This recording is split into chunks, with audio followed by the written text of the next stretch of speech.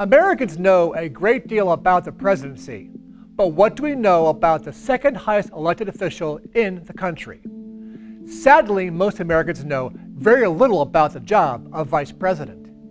Even former vice presidents have not held the office in high esteem. John Adams, a two-term vice president to George Washington, said, "My country has in its wisdom contrived for me the most insignificant office that ever the invention of man contrived or his imagination conceived."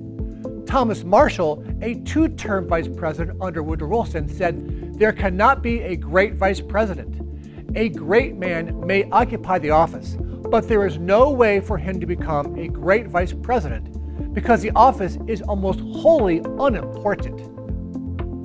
The most famous and colorful statement about the vice president is from John Nance Garner, one of FDR's 3 vice presidents, when he said, "The office is not worth a bucket of warm spit." 9 vice presidents had assumed the office of the president. 8 presidents died in office, and 1 resigned. The Founding Fathers and the Constitution did not give much power to the vice president. Constitutionally, the VP has only 2 powers. They can become president in case of the death, resignation, or removal of the president, and they preside over the Senate. However, they can only vote in case of a tie.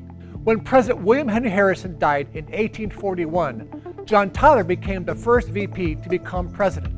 He was derided by most and referred to as His Excellency.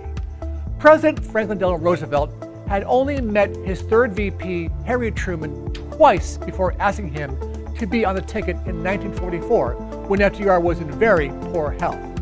When FDR died early in his 4th term, he had not even told Truman about the development of the atomic bomb.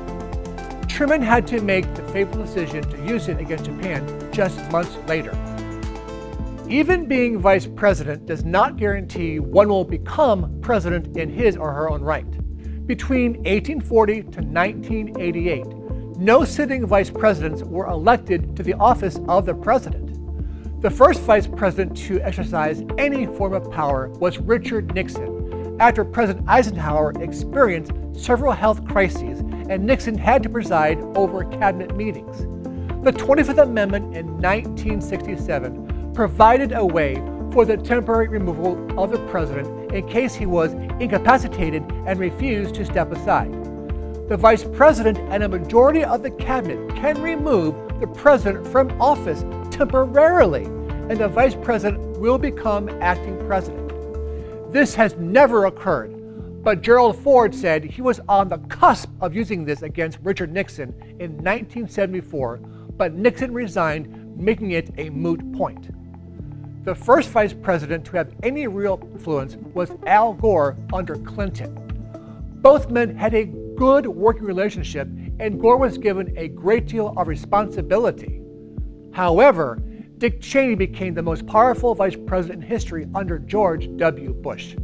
Some historians and political scientists insist Cheney was a co-president and was instrumental in every decision Bush made. So, just how are vice presidents chosen? Traditionally, to balance out the ticket. For example, if the presidential nominee is from the North, a VP running mate should be from the South. If the presidential nominee is old, a VP running mate should be younger. If the presidential nominee is very liberal or conservative, the VP running mate should be more moderate. It sounds great in theory, but this really does not matter. We vote for the top of the ticket, the presidential nominee, not for the vice president. A VP running mate cannot help much, but they can hurt if you make a bad pick. So, what does a VP actually do? Well, there's a list of duties a good VP should perform. Cheerleader to the president. The VP must always support the president's policies. Be a goodwill ambassador. If the president cannot attend an event, the VP will go in his place. The VP attends a good number of weddings and funerals. Campaign for the party. The VP is expected to raise money and campaign for members of their party. Be loyal and take the blame. This is how they also earn loyalty from within the party in case they run for president. What are the benefits? The vice president also earns a yearly salary of $235,100 per year. They live in the Naval Observatory Mansion, close to the White House. They travel on Air Force Two. They get a personal staff. They get a good pension. They get Secret Service protection.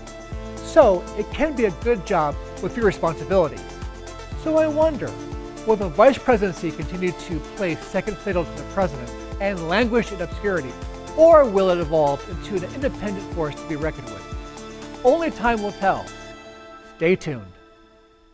Thanks for watching. If you enjoyed this video, please like, share, and subscribe. And make sure to click that bell icon to stay notified when we upload new content. Videos like this are only possible because of viewers like you. To help support this channel, click on the link in the description below. We'll see you next time.